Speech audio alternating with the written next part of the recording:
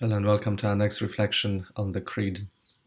Yesterday we descended with Christ into hell. Today we are rising with him from the dead. We are talking about the resurrection. On the third day he rose from the dead. This historical transcendent event, the greatest mystery, the most important mystery of our Christian faith. What happened to the first disciples? They had to leave off the proper full burial procedures on Good Friday because of the coming Sabbath day of rest. And so they go, after a day's rest, they go to the tomb in order to finish what they began, in order to honor the person of Jesus by burying him properly. But they encounter the vision of angels, angels who say, "He is not here, for he has risen." And so the first disciples are faced with the image of the empty tomb.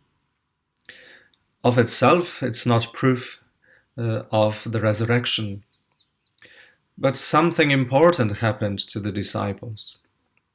We are told in the Gospel of one disciple who goes in, who sees that the body of Jesus is in there, who sees the linen cloths, who looks around and he believes. And so the empty tomb, the experience of the empty tomb, was the first step on that journey of faith in the resurrection of Jesus. The evidence, the witness of the empty tomb to this new life that has begun. Mysteriously, because no one was there at the actual moment of the resurrection.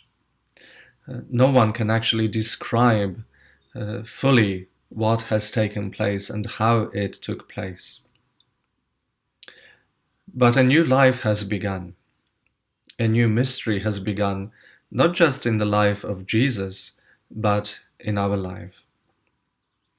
And that newness of life is being attested to by Jesus' appearances to his disciples after the resurrection. It is the presence of the risen Christ that leads the disciples into their faith in the resurrection, not the other way around. Because the witness of the Scriptures tells us that the disciples struggled to believe. They were so shocked by what happened on Good Friday. And this story of the resurrection seems so impossible, almost too wonderful to take in. And they struggle. They do not believe the women who go and tell them what happened. And so when Jesus meets the disciples, he tells them off essentially for their hardness of heart, for their disbelief, that they didn't believe the ones who witnessed his resurrection, who bore witness to it. Because why? Because it's so different. Jesus is now enjoying a life beyond time and space. In his glorified body, he is free from the constraints that we experience. He is able to simply appear to the disciples at will, wherever he chooses. And at first they think they are seeing a ghost. And so Jesus has to convince us. He has to convince us also of his resurrection. He did it through the means of touch, through the means of sharing a meal with his disciples. He says, "Look at me. I'm real. This is my real body. Look at the wounds. Touch me. Eat with me. See that the ghost doesn't have any of these properties. The ghost doesn't do any of these things. But I am real. This is my real body. But now in a totally different state." And so this resurrection of Jesus is not like the resurrection in which Jesus brought back to this ordinary life a few people that we have witness of in the Gospels. So he is not raising Lazarus, for example, Lazarus who had to experience death once again. This resurrection is unique. This resurrection is different.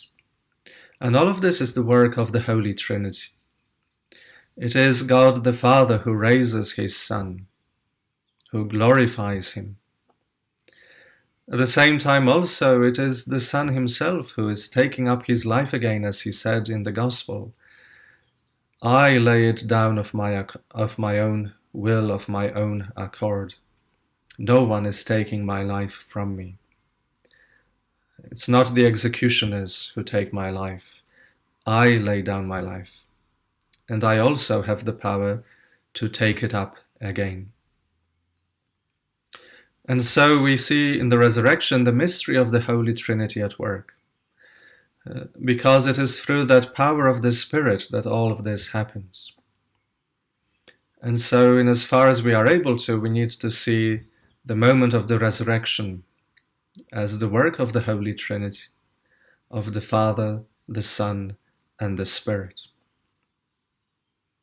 And we are caught up in this, because our resurrection, our being freed from sin and entering into a new life, is also the work of the Holy Trinity. Because what's important is for us to realize the deep meaning and saving significance of this event for you and me. The first one is that if Jesus wasn't raised from the dead, then me talking to you and you listening to any of these sessions, anything that we say about the Catholic faith, the Church's faith, is simply in vain. There's no point, it's just nonsense. It's a waste of time. And so Jesus' resurrection is confirming for us all that Jesus taught and did during his life.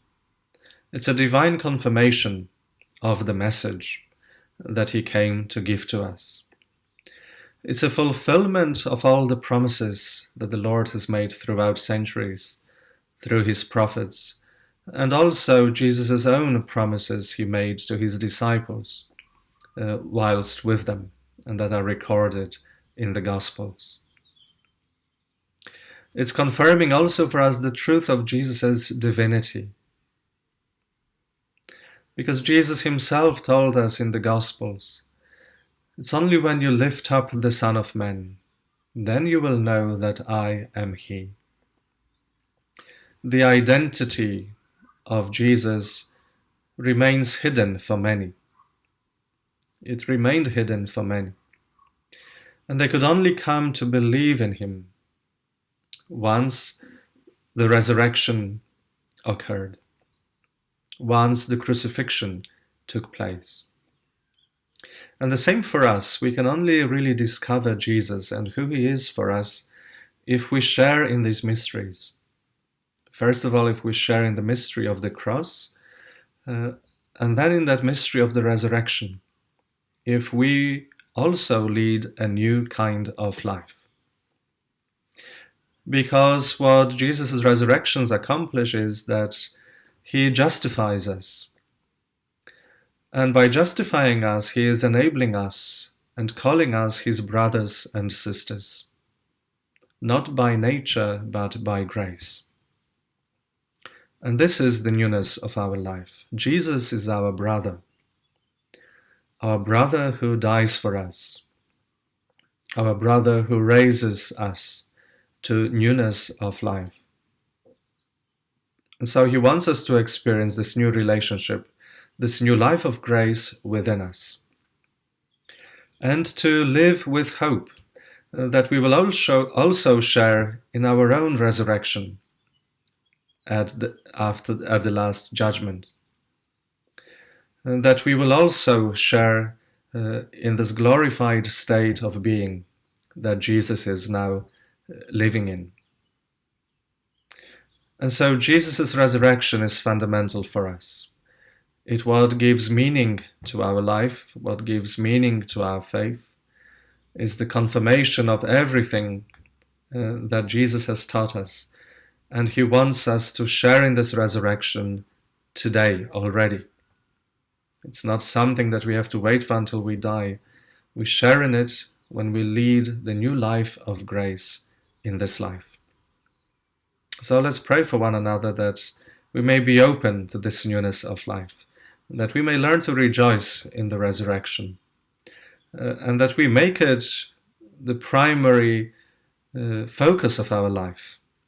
Everything else will fall into its rightful place if we only hold on to the risen Lord, if we invite him into our daily life and be faithful to the graces that he gives to us. God bless.